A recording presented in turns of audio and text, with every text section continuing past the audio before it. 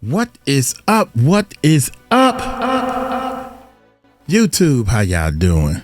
Check this out, man. Hey, Suge Knight reveals Tupac and Orlando fight in Vegas. Disrupt the plan. Hit set up by Bodyguard. Oh, man. He was there, so we got to listen to him because I think that Suge has a lot of, wow, man.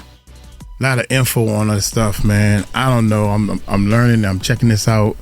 Give him a thumbs up. And this guy right here is cool. Oh, the Art of Dialogue. Shout out to Art. The Art of Dialogue. Hit that subscribe button. Hit that bell. Let's check this bad boy. Yeah.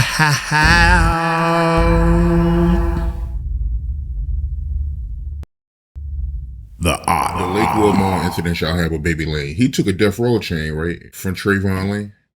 You know, it's so many people say that story. A lot of people tell that story. Who was actually there in real time of that story. But they also put lies in that story. Uh-oh. Trying to be viral off that story. Oh, my God. The reality of it is this. You got two young homies from both sides.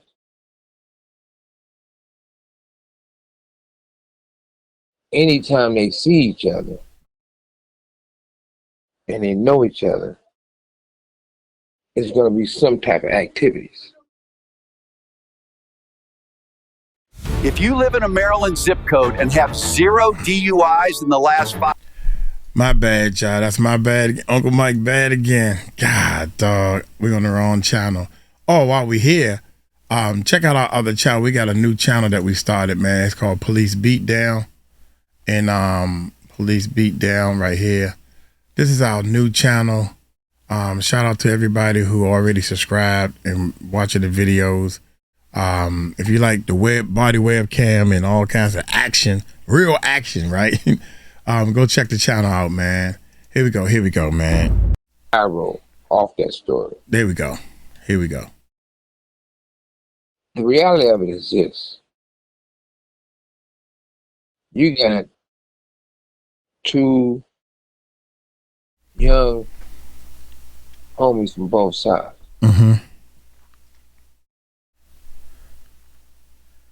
Anytime they see each other and they know each other, it's going to be some type of activities. The death row chain had nothing to do with no activities. That was straight gangbanging. A real gang member. Oh, thumbs up. Give him a thumbs up. Not gonna see the enemy and you young and not handle your business. It's not a smart way to gangbang. It's only one way to gangbang. You ain't giving a fuck. So that's like two pit bulls. They don't know each other. When they see each other, they locking up. They was locking up like pit bulls, but it went behind death row. Went behind no death row chain. Okay. And it went behind Tupac. Out the three niggas there, the three homies there, it was only one person to have a death row chain. Now, it might be somebody have a death row chain now. They got that death row chain, one of those fake chains that came from Snoop Dogg. Because you got to remember one thing. Everybody didn't get a death row chain, and everybody didn't get an MOB ring. But it was only one person who had that. And like I said, the other person who was really close to Snoopy then is really close to Snoopy now, like really, really close. 30 years later, he finally got a death row chain. But it's not a real one. It's from Snoopy. So, hope that truth never come out about that day. That road trip ain't what happened. Bottom line is this. Ain't no coincidence. Ain't no story in real life. This not no comic book scene where they say, oh, we all gonna be in here, and guess what? You got a chain and we don't like the chain, and guess what? You got into it at the mall with one of the homies, and guess what? Pac, go get him. Didn't happen like that. Never happened like that. But what did happen? The situation was already understood, paid for, and a lot of motherfuckers was bought. That's like everybody said, well, it can't be. People love Pac. People love me. Think about one thing. 30 pieces of silver, Judas took to sell out Jesus, to torture him on the cross. It took. Normally I wouldn't speak on this shit, but they already spoke on this shit. They already said this shit, and you already know this shit. At the end of the day, when you take Puffy in Compton with the Southside Crips saying they want to give him did him $1 million to kill me and Pac. When you got a guy named James, he's not Bunchy's real brother, but he act like he's Bunchy's brother. Living in the Southside Crip neighborhood, you ain't doing no mobbing and no Paru living in the Southside Crip neighborhood. Your word has been compromised, but it was thought out. They picked the right person. This person started off as little Mackie-ass kitchen crip. This person, bitch, his baby mama is a Southside Crip. This person knew. They all told on him later. He told on himself later. He admitted, I seen Puffy telling Keffe D and them he'd give him $1 million to kill us. That's James' words. Rat James, that's his words.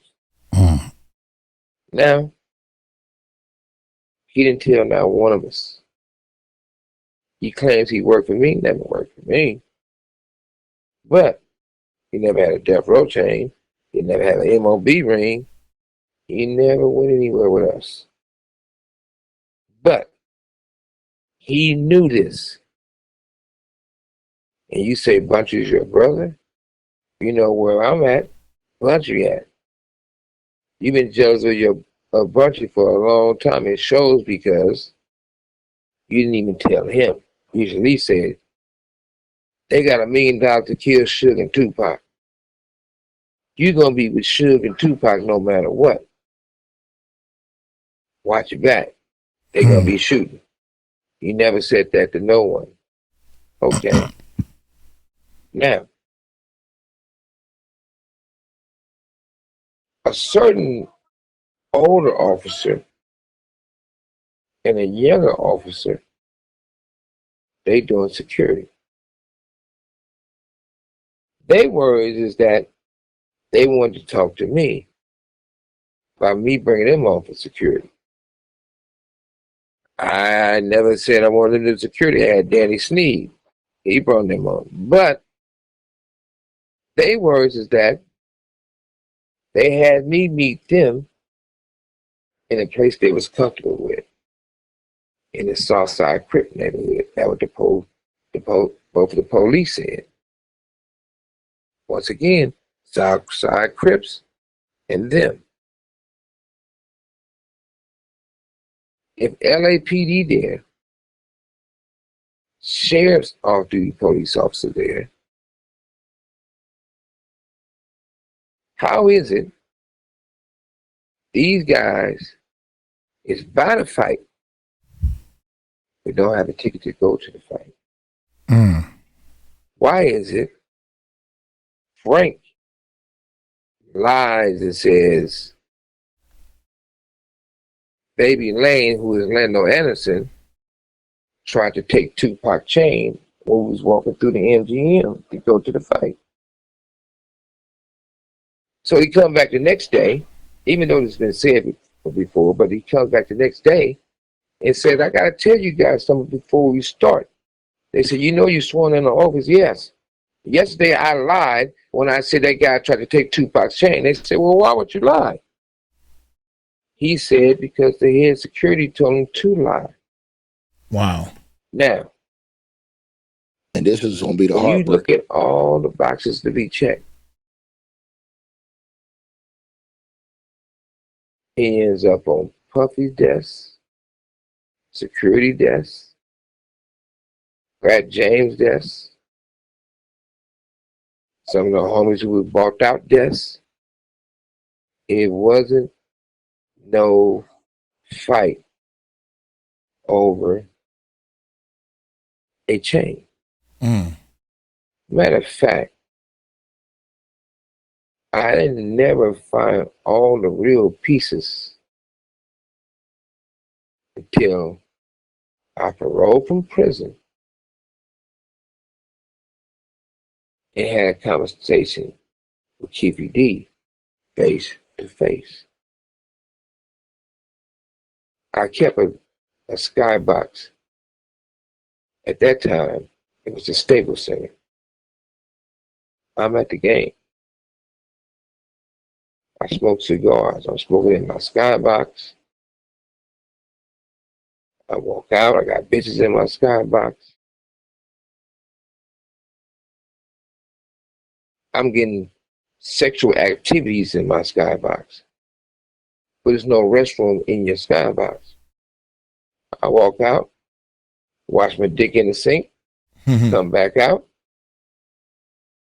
I see Keffe D. Keffe D eyes lit up like he was a deer. Been knowing Keffe D. We did play on the same Pop Warner football team. But I never had nothing bad against Keffe D. I never had bad intentions towards Keffe D. Truth be told, and I'm not even motherfucking clowning, I always thought Keffe D was slow. That's I used crazy. to think Keffe D was mentally slow. Wow. Every time that you like this, he used to talk slow. I was like, damn, this motherfucker even when we was kids, I was like, I know this motherfucker ride on a yellow bus with the helmet. And if you ever listen to him talk, you interviewed him before. Don't he sound slow when you talk to him? So they picked the right motherfucker to cross up. He's slow.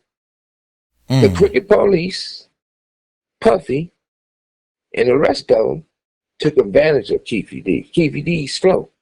If his lawyer has any sense, they'll be having that motherfucker as a mental patient, EOP, on the stand, right? So Keffe D is slow. So when I talked to Keffe D, he said, "Good." Like, I'm like, what? He said, man, I didn't have nothing. He said, we did not have nothing to do with Buntry. He said, I know that's your raw dog. We didn't have nothing to do with Buntry getting killed. That ain't on us. I tell Keffe D, I'm like, shit.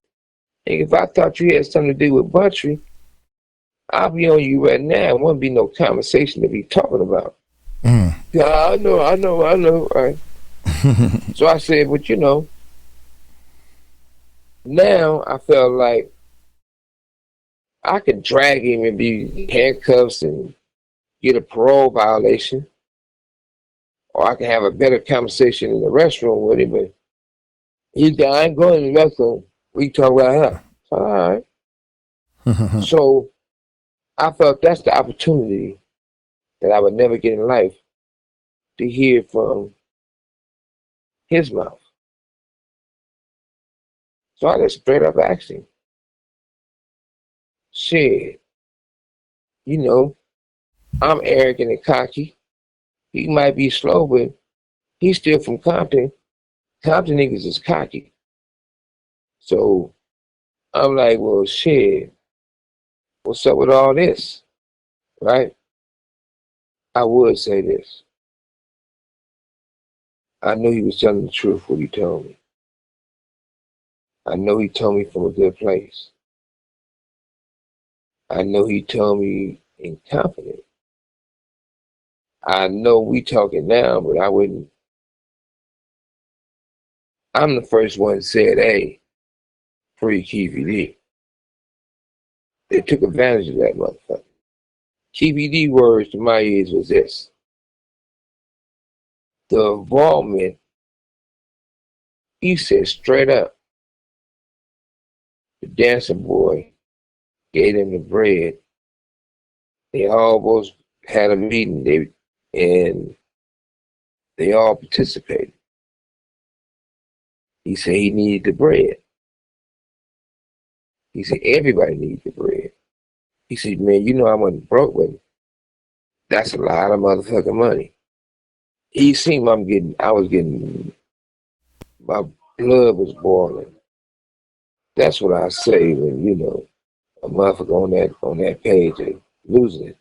My motherfucking blood was boiling.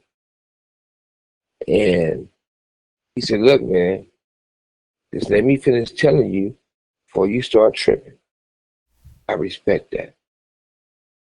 His words was this. Dancer boy wanted me in Pop. He said who introduced the dancing boy to him. He said, man, he was a rag. In other words, the dude who did the introduction, which I'm not gonna say his name, was a Crip. South Central. I'm like, why would they want a motherfucker from South Central to come to you? He said, man, you know, we from Compton. I said, Bompton, and we, you know, I broke the ice up a little bit. He got a laugh out of it. We laughed about it because I wanted to hear more. He said, you know what I mean? And we started laughing again. He said, he was like, well, Compton Crips is way down than the South Central Crips. I ain't here to argue that, even though there's Crip business, but shit, I'm from Compton too, so all right. So he said he plugged in with the dancing boy. The dancing boy said he had the $1 million. He said he didn't have the cash, so he was been shooting to an old motherfucker, then to another motherfucker to break it all down. He said they used to meet on the situation. They used to talk about the situation. So I can only go by his words. I'm not gonna say names, but he said he named the crooked cops who was Compton sheriffs who was involved. He spoke on a crooked cop who was some LAPD was crooked who was involved. He spoke on certain people who were supposed to be on our side who took the bread who was involved. Now, everything he ever told me, did I believe it at first? I always knew he was slow. But when he talking to me, saying this really happened, this really happened, I knew by his body language, the water in his eyes, that motherfucker was telling the motherfucking truth. All the shit he said all the dots matches. Since I've been in this penitentiary right here, you brought up a guy, your partner, the guy Gene. He spoke on shit that he knows some shit. This person spoke on shit. They know some shit. When Gene said that they security, which I thought Gene was cute, tight, with our head of security. Come to find out of Gene's mouth said no, it was the dancing boy head of security. I guess the dude's name was Paul or whatever his name was, who was tight with our head of security. At the end of the day, it was a great plan. At the end of the day, when Pac reacted the way he reacted, that fucked up the plan. When we left the MGM and you see us all walking out, before we get to my house, we go across the street to the Lexor. There was a gang of Crip motherfuckers standing in front of the Lexor. Keffe D basically said they had a conversation with head of security. Everybody, they knew that even though we're gonna be at the house, me and Pac gonna have suites at the Lexor and the homies. I had never seen none of these Crip dudes stay at the Lexor. So we went over there and was getting at them like shit. After the shit happened inside the MGM, we went straight to the Lexor, not straight to my house. We went straight to the Lexor because as we passing by, we see all these Crip dudes over there. So what's better the way to deal with the situation now than later? We all was aggressive and we was more aggressive. But the burden was on them. They homies just got beat up. So if anybody want to do something and have get back, it was right then and there. And it wasn't just one group of Crips, there was a lot of group of Crips. They didn't want to deal with the situation. So you can't say they happen to see us, then they want to deal with the situation when you had a better opportunity to deal with that situation in front of the Lexor. According to him, everybody knew we was going to be at the Lexor because of Crooked Cop. Nevertheless, according to Frank, when we leaving my house, they know. The first thing I tell Frank bitch ass, do you need an extra one? Because it's going to be some activities tonight. That's like I told Pop. I said, hey, motherfucker, you didn't beat up a real game ever.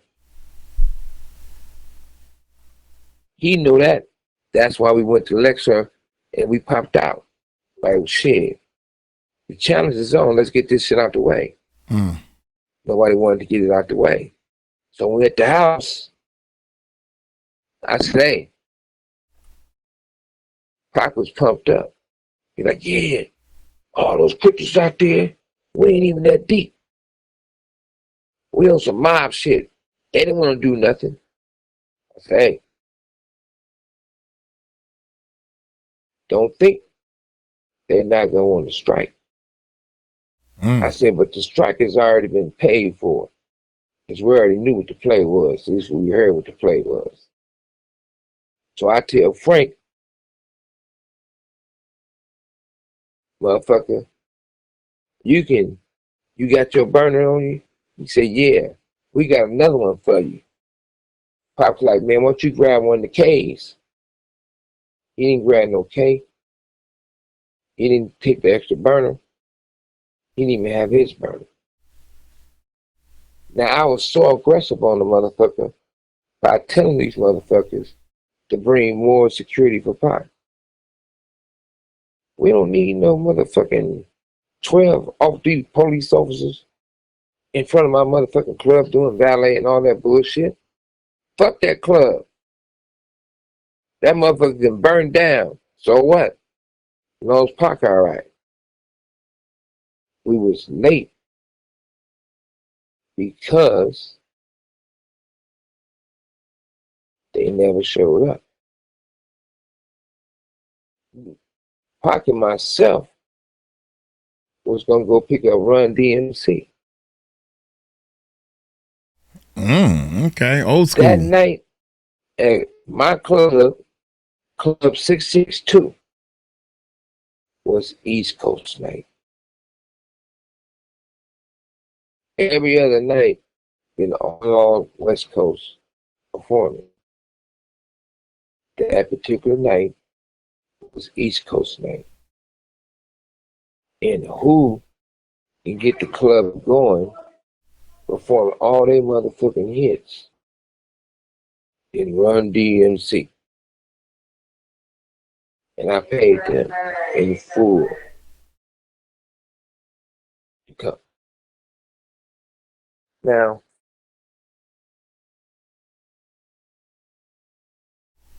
Pac supposed to have been in the Lexus. Pac said, shit. He trusted me. I'm trusting him. They put us over for no reason. And Frank also said, the head, so he say, of security, kept telling him, let me know exactly when y'all leaving. Let me know exactly where y'all at. Let me know what street you're on before you get close. I didn't find out till later. Because if you'd have told me that, what the fuck a motherfucker want to know every move we making, every step we making, and how it's lined it up. Unless what we know now, it was bought and paid for. Now, for a fact, they did take advantage of Keffe D. Keffe D is slow. That's a dumb motherfucker. I try to tell you. I always thought that. He probably got some pictures right now, first day of school, getting on that yellow bus with that yellow helmet on. Damn. But at the same time, what he got the game by lying to me. At the same time, how is it that Keffe D knew so much? At the same time, Keffe D, even I wouldn't give a fuck. I thought Keffe D, I said, now I know you're lying, motherfucker. I ain't gonna believe shit you saying. When Keffe D told me that Snoopy was involved with the downfall of the ship, I never believed that until I heard it from his own mouth, on his own conversation, with his own recording. And I always say this, I would never let no one hear those tapes. He would be somewhere sitting down. I know a lot of times, and you said you was going to ask me before, you was like, hey, Snoopy did a song talking about you, a diss song. And I gave you a cool, positive answer. Because I felt I've been loyal to him. I still owe some loyalty to him. And I really want to know why. When I ain't getting in trouble, why would you cross us? Then one day, Legend, which is my son, asked me, and it was like similar to what you was talking about. And this one I know that I'm definitely fucking up, going backwards. He said, Dad, that motherfucker Snoop did a song talking about you dissing me. So you know what, son? People can say what they want to say.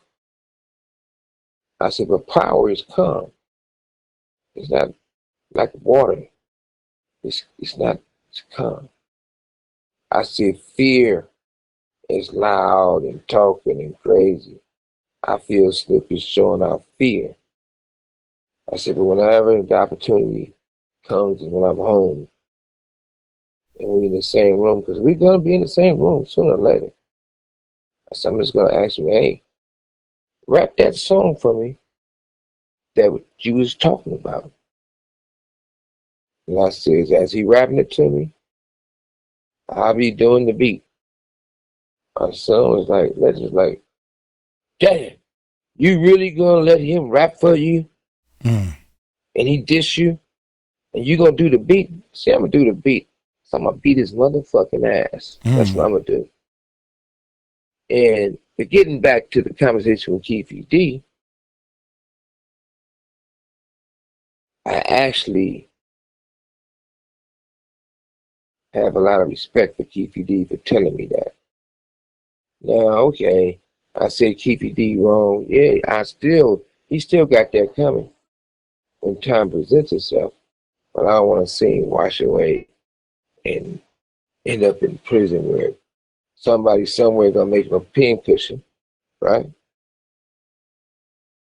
But he didn't have to tell me what he told me.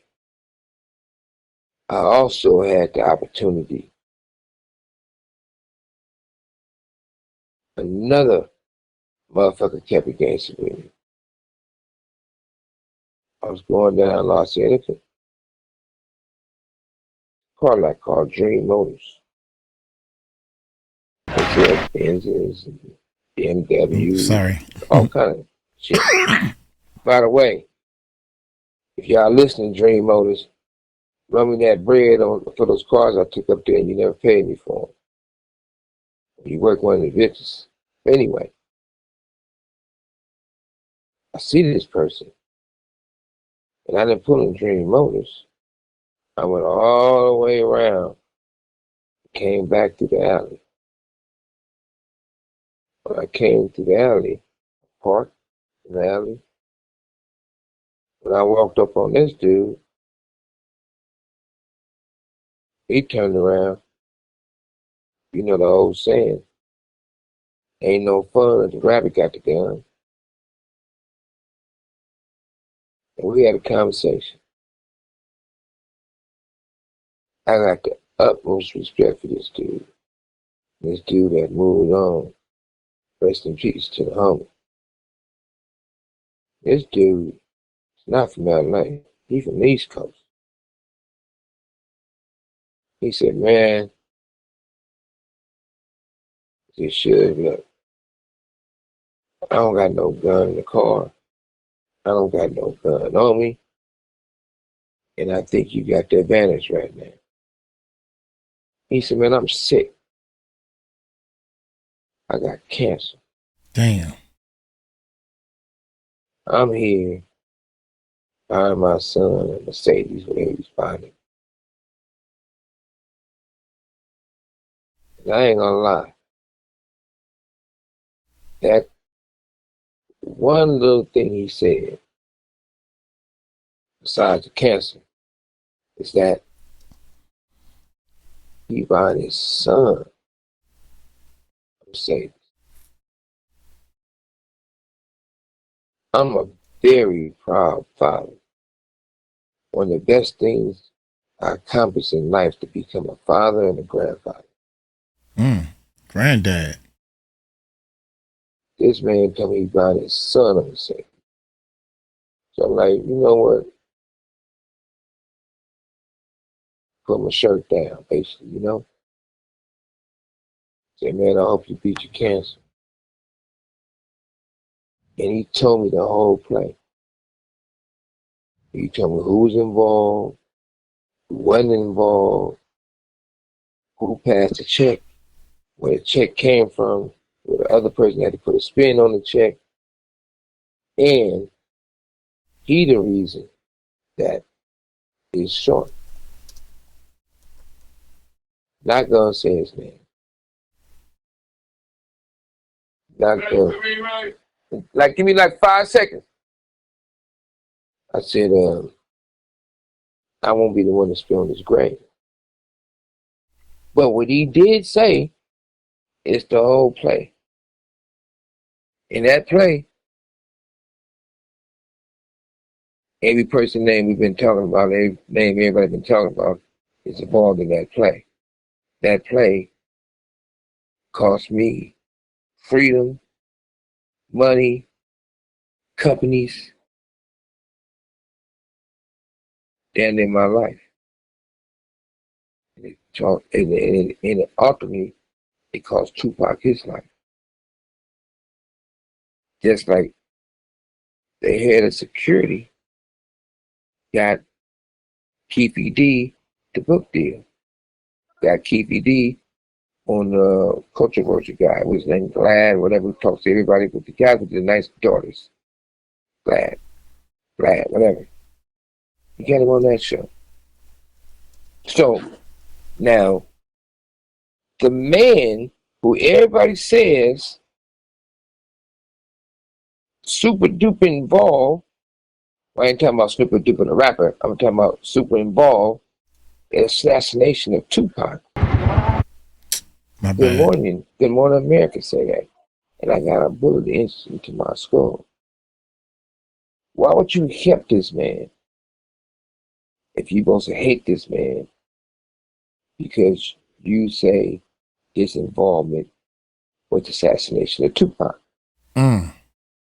Make it make sense. Because the way the dots connected, the way the pieces of that puzzle done. We see a clear picture. But what I would say, it's going to be a very interesting day in court. What I would say, Keffe D fell back for a little bit because he was being greedy. He thought he was going to get out of prison, get out of jail and charge those niggas money for the rest of their life. He said he was going to always make sure Puffy break bread. But now I guess the walls are closing in. You know he ain't getting out. He gonna fight with the truth. Or we'll be in handcuffs. Who's going to prison? Who's gonna survive in prison? I never rolled it up. And I can say that with the truth. Let's see. How many of you security motherfuckers, how many of you fat, lazy motherfuckers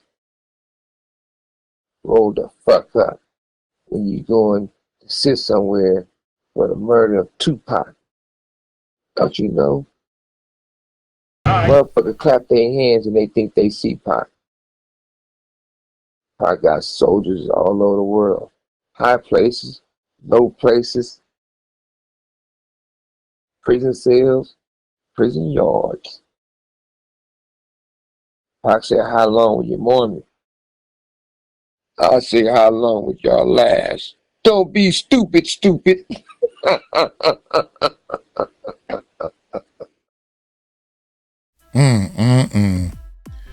Oh man, I didn't get too much info out of that one right there, but I know one thing, man. Rest in peace to the great Tupac and Biggie. Oh man, everybody was hurt when they both was taken too early. Okay, I'm gonna get on up out of here. Golly, man, I can't believe that they both gone. Y'all take it light, take it slow. Tell them Uncle Mike told you so. Peace. Peace out.